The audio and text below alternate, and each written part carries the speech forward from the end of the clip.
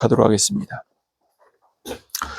요한복음 18장 29절로 40절까지의 말씀을 교독하겠습니다. 제가 먼저 29절 말씀 읽겠습니다. 그러므로 빌라도가 밖으로 나가서 그들에게 말하되 너희가 무슨 일로 이 사람을 고발하느냐? 대답하여 이르되 이 사람이 행악자가 아니었다라며 우리가 당신에게 넘기지 아니하였나이다. 빌라도가 이르되 너희가 그를 데려다가 너희 법대로 재판하라.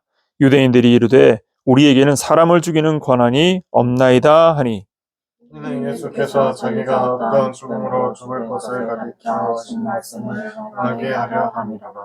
이에 빌라도가 다시 관정에 들어가 예수를 불러 이르되 내가 유대인의 왕이냐?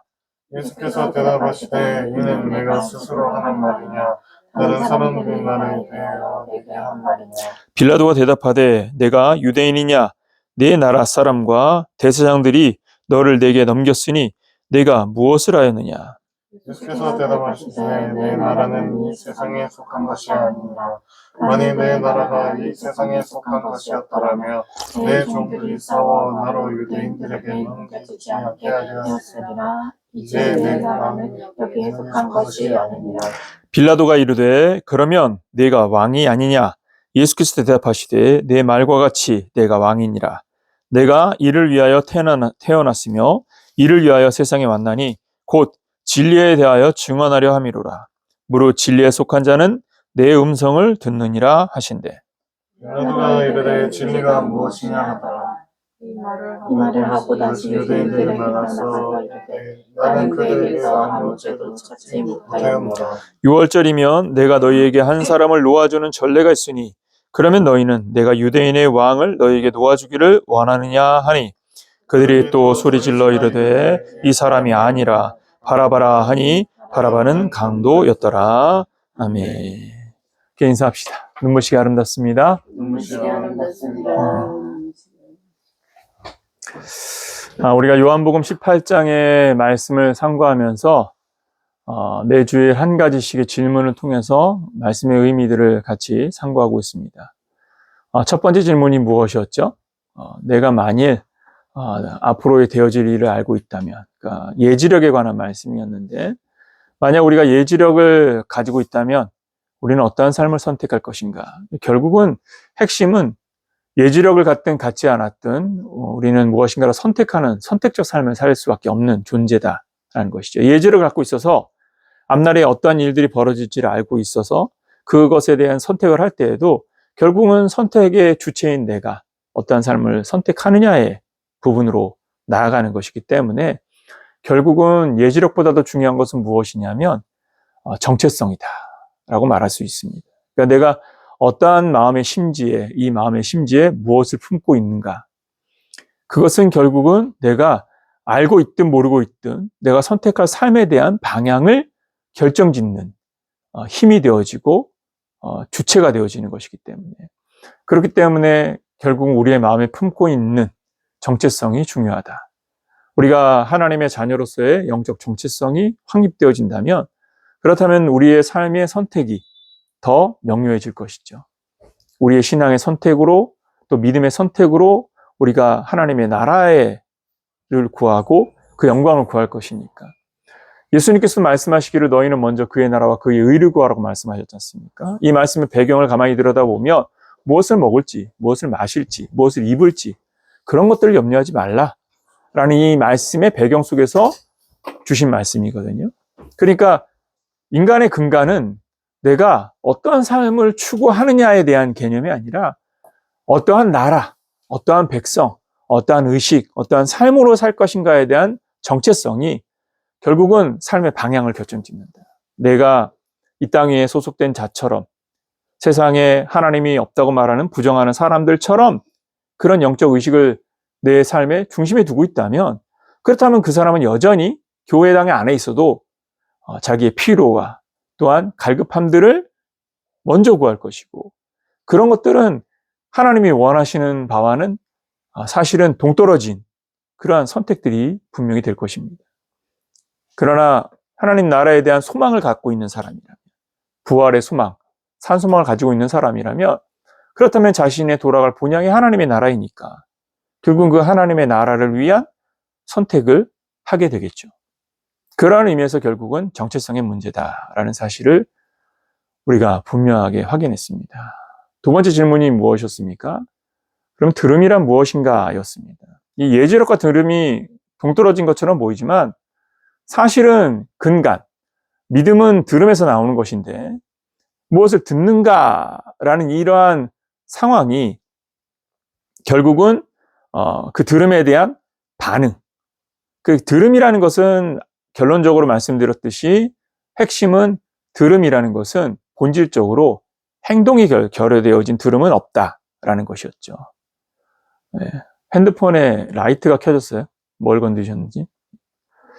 그래서 본질적으로는 무엇이냐면 들음이라는 것은 행위를 동반하는, 그래서 믿음이라는 어떠한 영적 결과물로 귀추되어지는 것이다 라고 말할 수 있는 것이에요. 그래서 만약에 행위가 동반되지 않는 들음이라는 것은 그것은 자신을 속이는 거짓이 되어지고 자기 자신을 기만하는 것이 될 뿐만이 아니라 하나님을 믿는 믿음으로서의 온전한 행동이 될 수도 없는 것이죠. 그러니까 선택적 삶의 어떤 이러한 그 방향도 결국은 우리에게 무엇을 말해주는 것입니까? 우리의 마음에 들음이라는 것죠. 내가 무엇을 듣는가라는 것을 통해 세워진 정체성이 나아가는 방향이다라는 부분에서 어찌 보면 그 방향성이 같은 방향을 말하고 있다라고 말할 수 있습니다.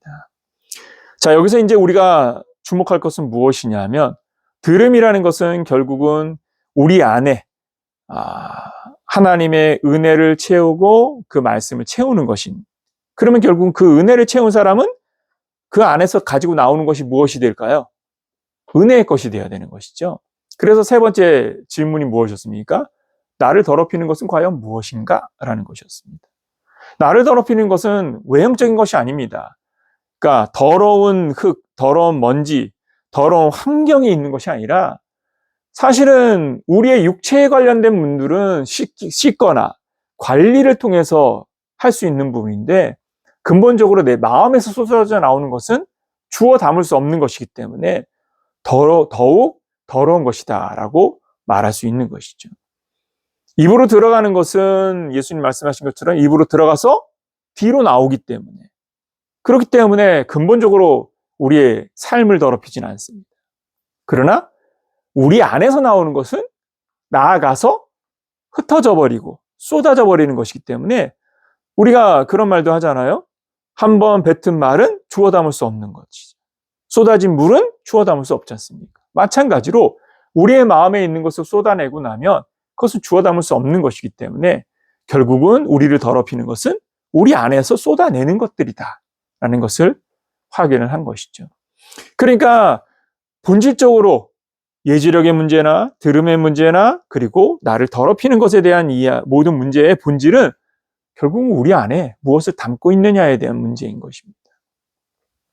오늘 본문도 그러한 측면에서 우리는 우리 자신을 잘 알고 있는가라는 질문을 하게 되어집니다. 그래서 오늘 설교의 제목을 무엇이라고 했습니까? 자기를 아는 방법. 그러니까 질문이 아닌 자기를 아는 방법이라는 방향성에 대한 이야기를 던졌습니다. 왜 이러한 방향성을 던지냐면 결국은 나를 아는 자가 자기를 알을 통하여 자기의 부족함과 자기의 장점들을 활용하는 능동적인 삶을 살 수 있는 것입니다. 그래서 본질은 무엇입니까? 자기를 아는 것에 있는 것. 자기를 모르니까 자기 기만에 빠져 있고 자기 기만에 빠져 있다는 사실도 모르기 때문에 우리는 하나님의 뜻과는 관계없는 삶을 살면서 그것이 마치 믿음인 양 그렇게 살게 되는 것이거든요. 우리가 들은 바에 대하여 따라가는, 그리고 우리 안에 담겨진 것을 쏟아내는, 그리고 무엇인가를 선택하는 이 모든 것은 결국 우리 안에서 시작되는 것인데, 그러면 이제 본질의 핵심은 무엇입니까? 내 안에 무엇이 담겨 있는지를 내가 들여다볼 수 있어야 한다라는 것입니다. 이 질문이 우리에게는 좀 이상한 것은 과연 나를 아는 사람은 누구인가? 라는 질문을 던진다면, 그렇다면 나를 아는 사람은 나 외에 누가 있을까? 이게 첫 번째 답일 것이죠. 나를 아는 사람은, 나에 대해서 근본적으로 아는 사람은 나 외에 하나님밖에 없을 것입니다. 그런데 하나님만큼 내가 나를 아는가? 라고 묻는다면, 그렇다면 우리는 거기에 무엇이라고 답할 수 있을까요? 궁극적인 답은 그럴 겁니다. 우리는 하나님만큼 나를 내가 모른다라는 것을 깨달아야 할 것입니다. 소크라테스는 너 자신을 알라라고 말을 했지 않습니까? 철학자의 이 말이 인간의 삶을 철학적으로 관조를 해도 결국은 자기 자신을 건강하게 조명하여 들여다보지 않는 한은 건강한 인생의 삶을 펼칠 수 없음에 대한 이야기를 하는 것일 것입니다. 이 소크라테스의 이 말의 본질의 첫 배경은 무엇입니까? 네가 무지함을 깨닫는 것, 너의 무지를 알 때에 참 지혜로 나아가는 첫걸음이 시작된다라는 의미이거든요. 그러니까 결국은 중요한 것은 우리가 무지를 알 때에 내 이 무지함을 인정함으로 인하여 새로운 걸 받아들일 수 있는 여지가 생기고, 그런 무지함을 인정함을 통하여 우리는 다른 것을 취하고 그것을 얻을 수 있는 결단을 내릴 수도 있게 되어지는 것입니다. 그러니까 이것은 우리에게 매우 중요한 것이죠. 내가 죄인임을 알 때에 뭐가 필요한 것이죠? 이 죄를 해결할 방법이 필요한 것이고, 내가 무지함을 알 때에 이 무지함을 채울 지혜가 필요함을 알 것이고, 나의 완고함을 알 때에 이 완고함을 온유함으로 바꿔줄 긍휼이 필요함을 알게 될 것입니다. 그러니까 결국은 나의 무력함과 무지함과 완고함과 죄악성을 들여다보지 못하면, 그렇다면 결국은 무엇하겠습니까? 자기는 지혜로운 사람, 자기는 능력 있는 사람, 자기는 똑똑한 사람. 그래서 나 외에 다른 사람은 다 나쁜 놈이 되는 것이죠. 이러한 사람들의 관념들 때문에 결국은 부딪히고 싸우고 분쟁할 수밖에 없죠. 왜? 사람들은 다 자기가 옳다고 생각하는 사람들이고, 자기를 안다고 말하면서 자기가 모든 것을 다 안다, 알지 못한다 해도 이 부분에 대해서는 자신 있어 라는 표현들을 늘 사용하니까, 그러니까 무엇하는 겁니까? 그런 사람들이 모여서 부딪히고 싸우면서 전쟁이 나는 것이죠. 결국은 출발은 무엇입니까? 나를 아는 것에 있는 겁니다. 오늘 본문을 주의하여 보면 예수님을 놓고 예수님을 죽이기 위하여 혈안이 되어져 있는 유대인과 유대의 종교 지도자들, 그리고 예수님을 신문하는 빌라도가 등장을 하죠. 그런데 이들의 공통점들은 무엇입니까? 그들의 공통점들은 그들이 말씀을 들은 자들이고 또 본 자들임에도 불구하고 그들이 그것을 깨닫지 못하는 자라는 사실을 알지 못한다는 거예요. 자기의 무지를 알지 못하는 것입니다. 특히 유대 종교 지도자들과 유대인들을 생각해 보십시오. 예수님께서 복음을 들고 이 땅에 오셔서 누구에게 찾아오신 겁니까? 이 땅에 있는 모든 백성들에게 찾아오셨지만 누구의 삶에 가장 근접해 있었냐면 유대인의 공동체 안에 근접해 있지 않았습니까? 예수님께서도 요한복음에서 뭐라고 정해놨습니까? 여러분 20절 말씀을 다시 한번 보십시오. 20절 다시 한번 읽어볼까요? 예수께서 대답하시되, 시작. 예수께서 대답하시되 내가 드러내놓고 세상에 말하였노라. 모든 유대인들이 모이는 회당과 성전에서 항상 가르쳤고 은밀하게는 아무것도 말하지 아니하였거늘. 자, 예수님의 이 증언은 참입니까? 거짓입니까? 참이죠.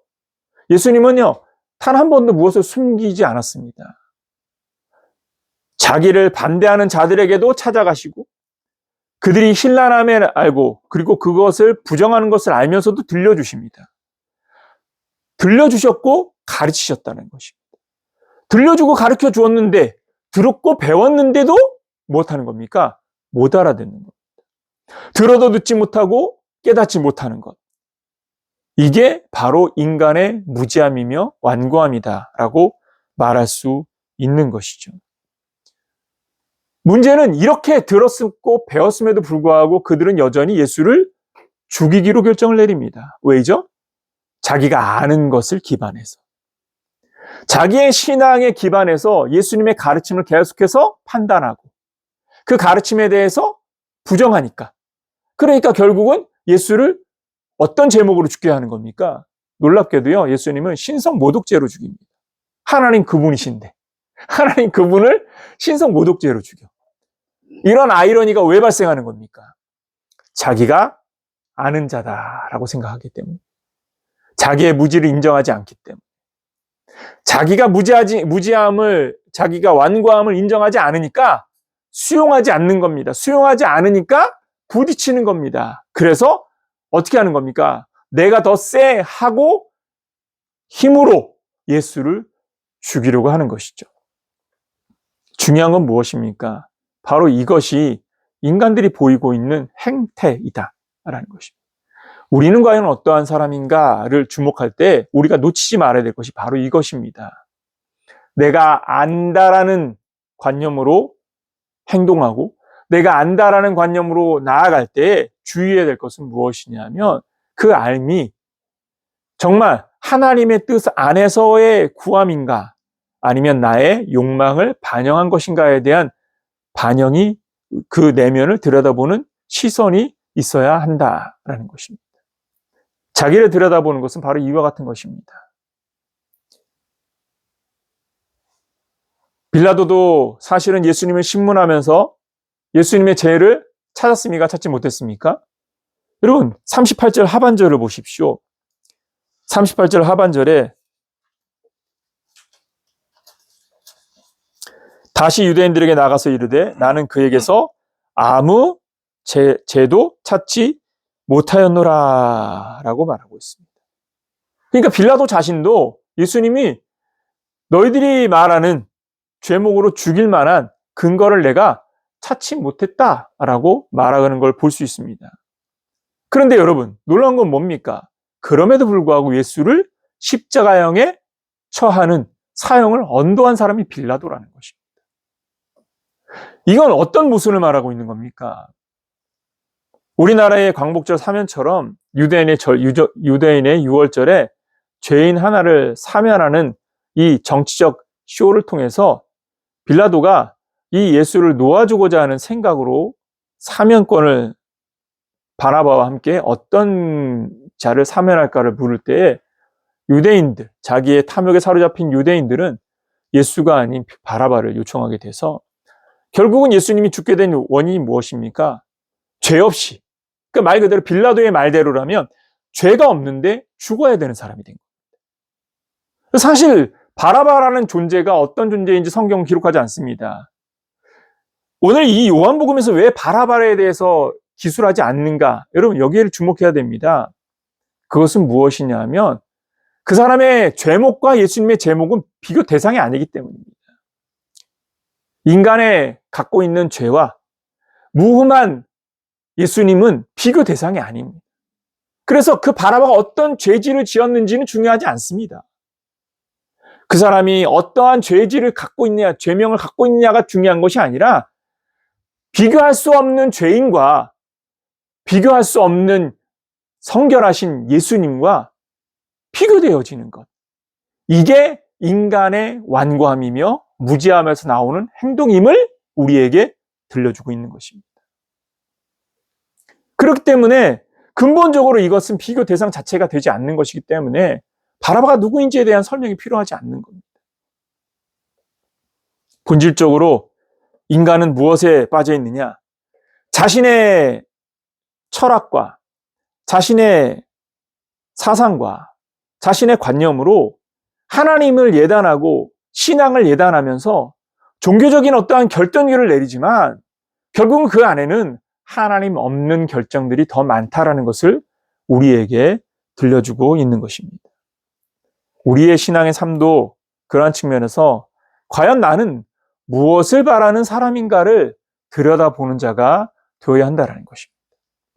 우리의 신앙의 걸음에서 우리가 해야 할 첫 번째는 무엇이면 나는 무엇을 담고 있는 사람인가? 나의 안에 무엇이 담겨져 있는가에 집중해야 한다는 것입니다. 이 모든 상황 속에서 예수님께서 우리에게 들려주는 아주 중요한 교훈 한 가지가 있습니다. 그럼 37절 말씀을 우리 다시 한 번 더 좀 주목하면서 읽어보도록 합시다. 본문 37절입니다. 같이 읽습니다. 시작. 빌라도가 이르되 그러면 내가 왕이 아니냐? 예수께서 대답하시되 내 말과 같이 내가 왕이니라. 내가 이를 위하여 태어났으며 이를 위하여 세상에 왔나니 곧 진리에 대하여 증언하려 함이로라. 무릇 진리에 속한 자는 내 음성을 듣느니라 하신대. 여기에서 중요하게 주목해야 될 문장이 무엇입니까?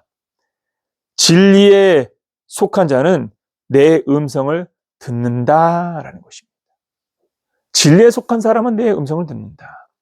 NIV 성경은 이렇게 써 있습니다. Everyone on the side of truth, listen to me. 아주 명확하게 뭐라고 말합니까? 진리의 편에 선 사람들은 모든 사람들. 여기에는 everyone이라고 표현했거든요. everyone. 그러니까 이건 구분이 없습니다. everyone, 누구든지 on the side of truth, listen to me. 진리의 편, 진실이라는 편에 서 있는 사람들은 내 말을 듣는다라는 것입니다.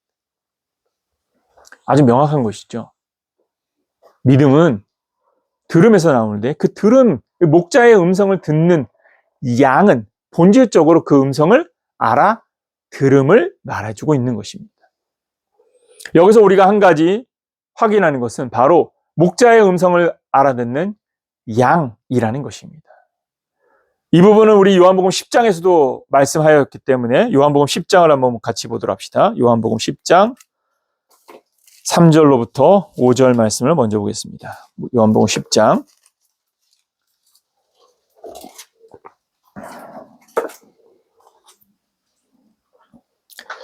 요한복음 10장 3, 4, 5절을 같이 한번 읽어보도록 합시다. 같이 읽습니다. 시작.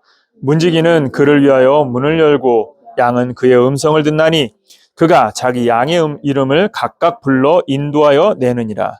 자기 양을 다 내온 후에 앞서가면 양들이 그의 음성을 아는 고로 따라오되 타인의 음성은 알지 못하는 고로 타인을 따르지 아니하고 도리어 도망하느니라. 아멘. 양의 목자이신 예수님. 여기 이제 비유적 표현은 양의 목자는 예수님을 표현한 것이죠. 그리고 이 양은 누구를 말합니까? 부르심을 받은 자녀들을 말합니다. 그러니까 목자의 음성, 양의 목자이신 예수의 음성을 부르심을 받는 주의 자녀들은 알아듣는다라는 것입니다. 예수님의 말씀에 마음을 열고 따라갔던 제자들. 그들이 비록 연약한 자였을지는 몰라도 그 부르심 안에서 하나님의 자녀로서 준비되어져 가고 있음을, 준비되어져 있는 자임을 우리에게 보여주었습니다. 그렇죠? 결국은 그들이 예수의 부활 승천을 목도할 이후부터 자신의 생명을 담보로 복음을 외치는 자였기 때문에 그들이 자기 하나님의 자녀됨을 자들의 삶을 통하여 증명하였기 때문에 우리도 마찬가지죠. 우리가 주의 음성을 듣는 것, 우리가 그것을 분별할 수 있는 힘은 우리 안에서 이루어지는 것이 아니라 우리가 하나님의 자녀이기 때문에 부여되어진 은혜임을 잊지 말기를 예수님의 이름으로 축원합니다. 알아듣는다는 것이 은혜인 겁니다. 한번 따라해 볼까요? 알아듣는 것이 은혜이다. 예. 깨달음이 은혜라고 제가 여러분들에게 늘 말했던 것처럼 하나님의 은혜는요, 우리에게 깨달음으로 임재합니다.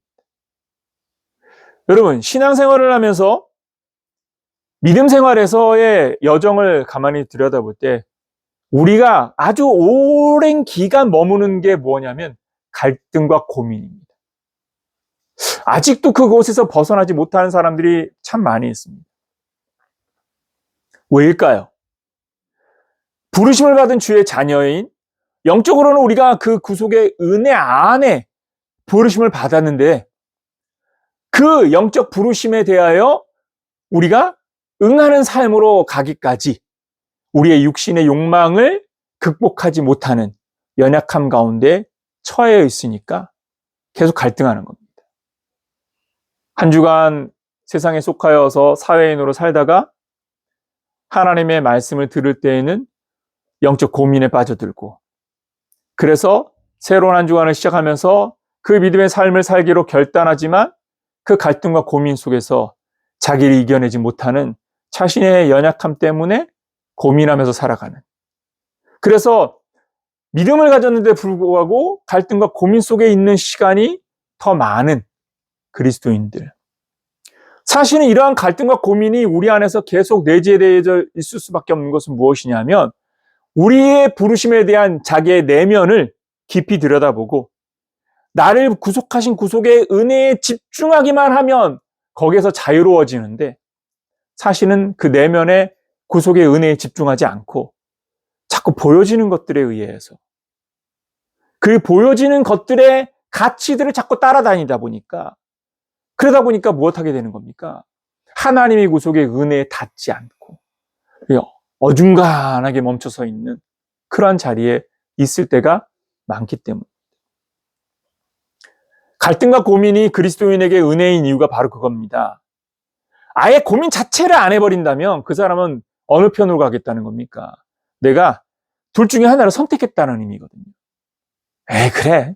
난 그냥 교회에 그냥 걸쳐놓기만 하고 나는 그냥 사회인으로 살 거야. 그렇다면 그 사람은 그냥 다리 한 짝 올려놓고 다니는, 그래서 자기 안에 있는 내적 갈등을 무시하면서 그냥 적당하게 사회인으로 즐기면서 살겠죠. 그러나 그곳에 귀속되지 않고 믿음으로 어떻게든지 내가 일어나 보겠다는 내적 의지를 가지고 있다면 고민은 계속해서 일어날 겁니다. 그게 정상입니다. 왜죠? 이게 맞나? 내가 그리스도인으로서 주의 전에서 하나님 나라와 복음 위하여서 하고자 하는 이 신앙의 행동들 속에서 내가 포기해야 되는 것들이 많아지니까 과연 이러한 것들을 내가 포기하면서 가는 이러한 여정 속에서 내가 이런 것들을 포기하는 이 과정들을 담당해 나가는 게 쉬운 결정들이 아니거든요. 그러니까 고민하고 갈등하는 것이 맞을 겁니다. 그런데 놀라운 것은요, 그런 고민과 갈등들의 시간들을 극복하면서 하나님 편에 서는, 그리고 성경의 교훈과 가르침 쫓아서 자기의 신앙의 결단과 삶의 방향성들을 하나님 나라와 그의 의에 집중하고 거기에 집중하는 선택들을 해 나아가면서 가다 보면 무엇에 도달하느냐면 그리스도 안에서의 평강에 도달하게 될 줄 믿으시기 바랍니다. 그리스도 안의 평강에 도달하면요, 그곳에 무엇이 있음을 알게 되냐면 안식이 있음을 알게 됩니다.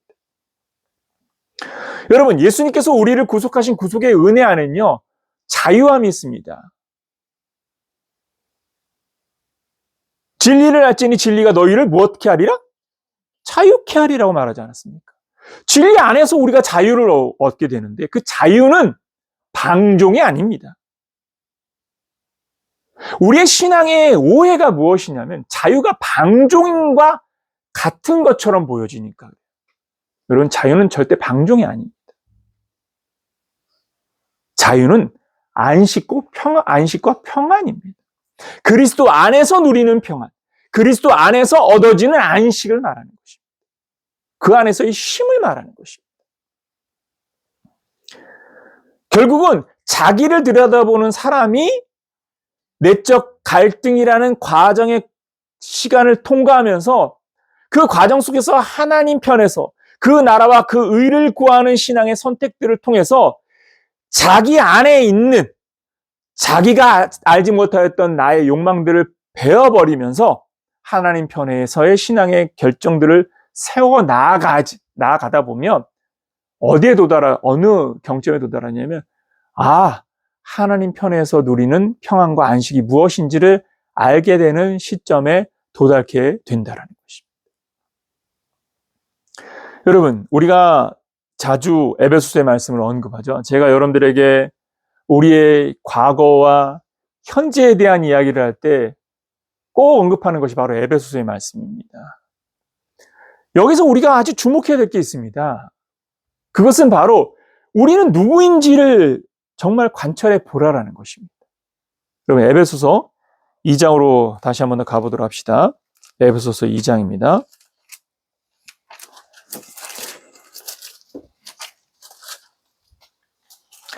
먼저 1절부터 3절 말씀을 같이 보도록 합시다. 에베소서 2장 1절에서 3절입니다. 같이 1절 먼저 읽어볼까요? 시작. 그는 허물과 죄로 죽었던 너희를 살리셨도다. 여기에서 그는 예수 그리스도를 말하죠. 허물과 죄로 죽었던 너희를 살리셨도다. 이 한 구절은 우리에게 뭘 말합니까? 너희는 예수 그리스도의 십자가의 보혈로 다시 새롭게 된 새로운 피조물이야 라는 선언입니다. 여러분, 새로운 피조물입니다. 문제는 뭡니까? 우리가 새로운 피조물이라는 의식이 우리 안에 없습니다. 여러분, 새로운 피조물이라는 말의 의미는 뭡니까? 이전 것으로 사는 것이 아니라는 겁니다.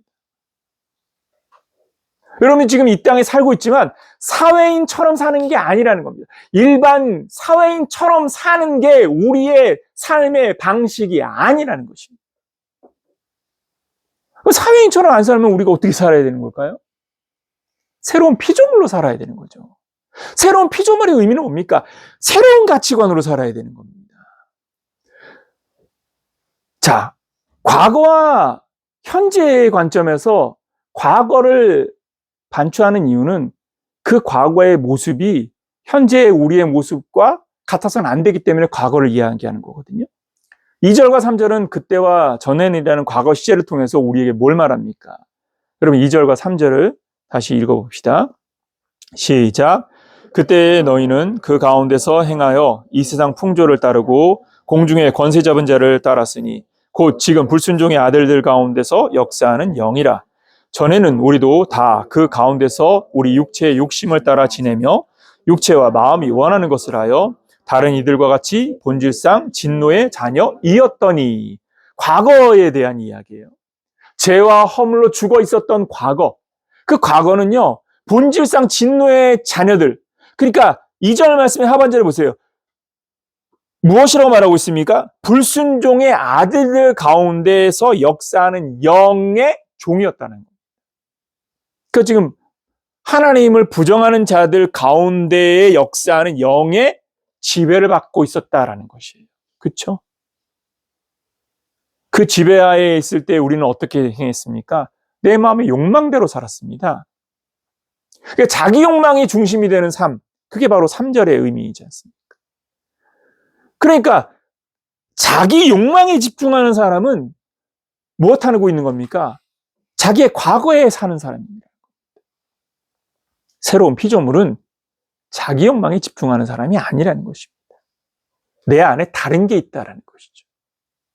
여러분, 여러분들 안에 이미 다른 것이 있다는 사실을 믿으시기를 예수님 이름으로 축원합니다. 주님께서 부여하신 것이 바로 이겁니다.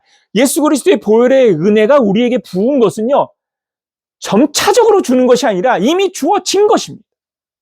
쏟아 부으셨습니다. 채워주셨습니다. 여러분들 안에 가득해 있습니다. 그런데 문제는 무엇입니까? 가득 들어져 있는 그것에 집중하지 않는 겁니다. 자기를 안 들여다보는 겁니다. 여러분, 자기를 들여다보라는 말의 의미는 무엇이냐면 죄만 들여다보라는 말이 아니라 내 안에 담겨진 보혈의 은혜, 구속의 은혜, 영광의 빛, 그리스도의 찬란한 빛, 하나님의 그 은혜의 빛을 들여다보라는 것입니다. 주를 들여다볼 때에 주님 앞에 머무는 것이 행복해지는 겁니다. 주를 들여다볼 때에 주님과 함께하는 삶이 즐거워지는 것입니다. 그 안에서의 평강이 뭔지에 대한 느낌이 오는, 그 은혜에 대한 감사가 이루어지는 겁니다. 죄만 들여다보고 있으면요, 사람은요, 죄에 끌려갑니다. 자, 2장 4절로 가봅시다. 4절부터 10절 말씀을 먼저 읽어볼게요. 4절부터 10절 말씀입니다. 긍휼이 풍성하신 하나님이 우리를 사랑하신 그 큰 사랑을 인하여 허물로 죽은 우리를 그리스도와 함께 살리셨고 너희는 은혜로 구원을 받은 것이라. 여기 받은 것이라는 것은 이미 주어진 것이라는 것이죠. 여러분들 이미 주어진 겁니다. 또 함께 일으키사 그리스도 안에서, 예수 안에서 함께 하늘에 앉히시니 이는 그리스도 예수 안에서 우리에게 자비하심으로써 그 은혜의 지극히 풍성함을 오는 여러 세대에 나타내려 하십니다. 여러분들이요, 세상에 증인이 되어지는 것은 여러분들 안에 담겨진 그리스도를 보여주는 것입니다. 근데 어떻게 보여주느냐 하면 내 안에 담겨져 있음을 내가 먼저 인정하고 그 안에서 내가 살아야 됩니다. 담겨진 은혜에 집중해야 됩니다. 그게 자기를 들여다보는 겁니다. 그것이 빛이 되어지는 겁니다. 그것이 증언이 되어지는, 증거가 되는 것입니다. 너희는 그 은혜에 의하여 믿음으로 말미암아 구원을 받았으니 이것은 너희에게서 난 것이 아니요 하나님의 선물이라. 왜? 여러분들이 구한 것이 아니라 하나님이 부어주신 것이니까. 행위에서 난 것이 아니니 이는 누구든지 자랑하지 못하게 함이라. 우리는 그가 만드신 바라 그리스도 예수 안에서 선한 일을 위하여 지으심을 받은 자니 이 일은 하나님이 전에 예비하사 우리로 그 가운데서 행하게 하려 하십니다. 우리가 그 안에서 행하는 행동의 근간은 무엇이냐면 내가 착하게 살아야 지가 아닙니다. 선하게 살아야 지가 아닙니다. 우리의 율법적인 욕망, 내가 율법으로 선해지고 착해진다라는 어떤 율법적인 의에 도달하고자 하는 목표성의 의가 아니라 하나님이 내게 부으신 십자가의 보혈의 은혜에 집중하니까 그 은혜에 집중하니까 그 은혜를 따라서 의로워지는 것입니다. 그 은혜를 따라 사는 삶이 의인의 행동이 되는 것입니다. 그러니까 은혜를 아는 사람이 주의 전에 머무는 것이 당연한 것과 같은 것이죠. 그렇지 않습니까? 은혜를 아는 사람이 주의 전에 머무르면 그 사람은 의를 위하여서 전에 머무르는 것입니까? 하나님의 은혜 때문에 이 전에 기쁨으로 머무는 것입니까? 그렇지 않습니까? 율법의 의여는 다른 겁니다. 이 전에 머무르는 것 때문에 내가 여기 왔으니까 됐죠? 라고 말할 수도 없는 겁니다. 왜죠? 내가 여기에 와 있는 것을 누구에게 증명하려고 온 것이 아니라 이곳에 하나님의 은, 하나님의 평강, 하나님의 안식이 있으니까 여기를 사모하는 마음으로 서 있는 거잖아요. 여러분, 그게 바로 내 안에 계신 주님께 집중하는 행동입니다. 십자가의 사랑은 말로 이루어지는 것이 아니라 행동으로 이루어지지만 그 행동은 어디에서 나오느냐? 마음에서 나오는 것이에요. 믿음의 여정으로 무엇인가를 결단할 때에 그 결단의 배경에는요, 내 마음에 근간이 있어야 됩니다. 이유가 있는 겁니다. 빌립보서 3장 20절 말씀에 우리는 하늘의 시민권을 가진 자라라는 사도 바울의 선언이 담겨져 있습니다. 우리는 하늘의 시민권자입니다. 여러분, 이건 매우 중요한 것이죠. 보십시오. 우리가 하나님의 나라의 시민권자임을 알기 때문에 사도 바울이 무엇할 수 있음을 선언한 겁니까? 빌립보서 3장 14절 말씀에 보면 하늘에서 부르신 그 부르심의 상급을 향하여 내가 표대를 향하여 나아간다라고 말하고 있습니다. 표대를 향하여. 그 표대는 무엇입니까? 목표가 아닙니다. 그 표대는 내가 가야 할 본향인 겁니다. 그래서 무엇하는 겁니까? 그곳에 대한 열망, 그곳에 이르고자 하는 소망, 그곳을 향하고 있는 기쁨, 감사로 막 그곳을 향하여 가는 겁니다. 여러분, 신앙의 동기가 여기서 나와야 되는 겁니다. 끌려다니는 것이 아니라 내면에 계신 십자가의 구속의 은혜에 집중하고 그 은혜에 집중하면서 무엇에 따른 그 은혜를 따라가는 삶이 무엇하게 하느냐 하면 하나님의 나라를 향하게 만드는 것입니다. 제가 이번 주간에 정말 오래간만에 제 동생하고 통화를 했습니다. 형제지간이 별로 그렇게 자주 전화는 안 해요. 왜냐면 저희 두 형제의 공통점은 무소식이 희소식이다. 전화하면 무슨 일이 있어서 전화하는 것이다. 이제 이런 생각들을 가지고 있어서 전화를 안 하는데 제가 이번에는 제가 먼저 전화를 했어요. 왜냐하면 어디를 가는 길에 갑작스럽게 통화를 해보고 싶다라는 생각이 들어서 전화를 해서 이제 그냥 단순히 안부 전화였어요. 특별한 일이 있어서가 아니라 안부 전화를 하는데 통화를 하면서 참 은혜 가운데 머물고 있구나라는 그런 생각을 하게 된 것이 무엇이냐면 평안하다, 안식 가운데 있다라는 그런 표현들을 제가 들었습니다. 일이 없어서가 아니라 요즘 이제 저희 동생은 클라우드 사업을 하고 있어서 클라우드 사업이 올해 하반기경에 대전인가요? 그 우리나라의 정보센터가 불이 났잖아요.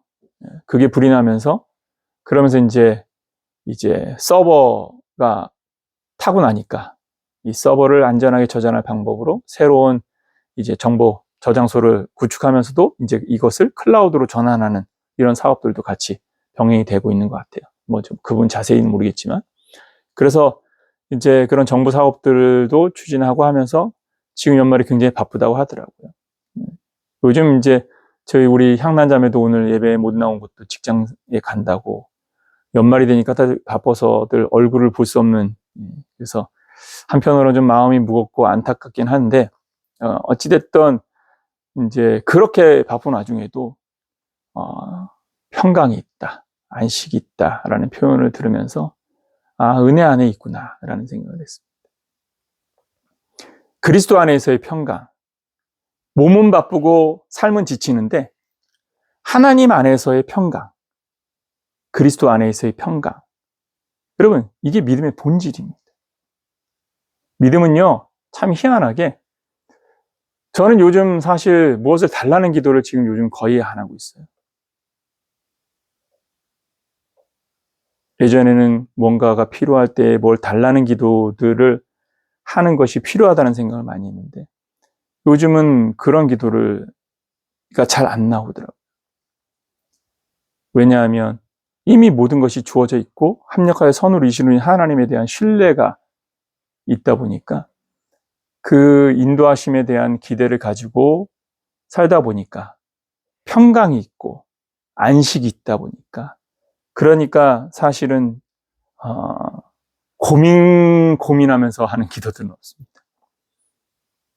단 우리의 주변에 있는 동행하는 교회와 선교회에 소속되어 있는 많은 멤버들과 성도들이 믿음으로써 건강하게 자라기를 바라는 한 가지의 마음입니다. 여러분, 그리스도 안에서 신앙의 본질은 무엇입니까?